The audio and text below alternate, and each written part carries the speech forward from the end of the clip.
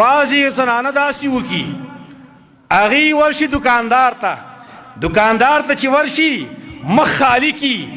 او چې کله بل سړی سوداګر راشي زر مخ پټ کی دا دکاندار ستا خاوند دی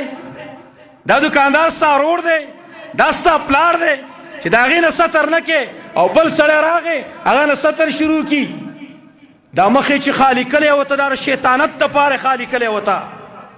شیطانت دپاره ورته خالي کلی دی نو دغه خاوند چې ښځه ځي او پردو سړو سره شاپینګونه کوي دته په حدیث کې دوس ویلی شوی دی حدیث ته مسند احمد کې راغلی دي درې قسمه کسان دي هغې سبه الله نه خبرې کوي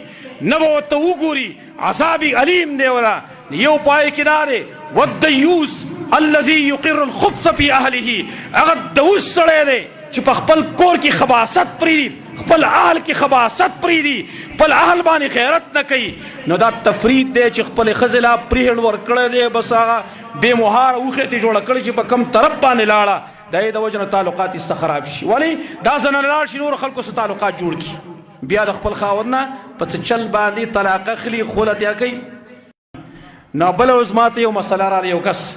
جینۍ په نکاح اخیستلې د موږ ته څه نه ویلي جینۍ به کیدای شي کور کې ویلي نو ما پس معاشره خاصم خرابه شوې ده ګن خاصم جوړ شوی دی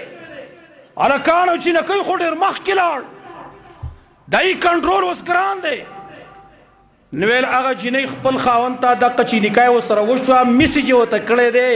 چې ته ما په واده کولی نه شي زما د بله لږ څه تعلقات دي سبحان الله لا حول ولا قوة الا بالله دا زمونږ معاشره ده دا زمونږ مسلمانانو پښتانه دي حیات صادرې بالکل گزارلی دی نو غټ سبب یې هغه یو دا دی حدیث صحیح کې راغلی حدیث دی نبی صلی الله علیه وسلم فرمایلی دي چې جینۍ ښځه هغه په نکاح نشي ورکولی حتی تستأذنه تر دې چې د هغې نه اجازت وغوښتلی شي صحابه کرامو عرض وکړل وکیف اذنها د اجازت به څنګه وي ویل واذنها صماتها د هغې اجازت د هغې چپ کېدل دي نو کله دا جینۍ دقه شان ته ورکړلی شي بغیر د اجازت د هغې نه بس هغه بیا د طلاقو کوشش کوي چې د خپل خاوند نه ځان آزاد کړي قاضي شریح د باره کې راځي قاضي شریح دی وایي ما یوه ښځه په نکاح باندې واخیستله او زما ښځه چې کوم ده هغې ما ته اوله کې ویل چې زما په خاندان کې زما لپاره ډېر شی سړي وو ستا په خاندان کې ستا لپاره ډېر شی ښځې وې خو زما او ستا قسمت الله لیکلی و تقدیر کې به زما او ستا فیصله شوې وه لہذا موږ ژوند وستېرو دلته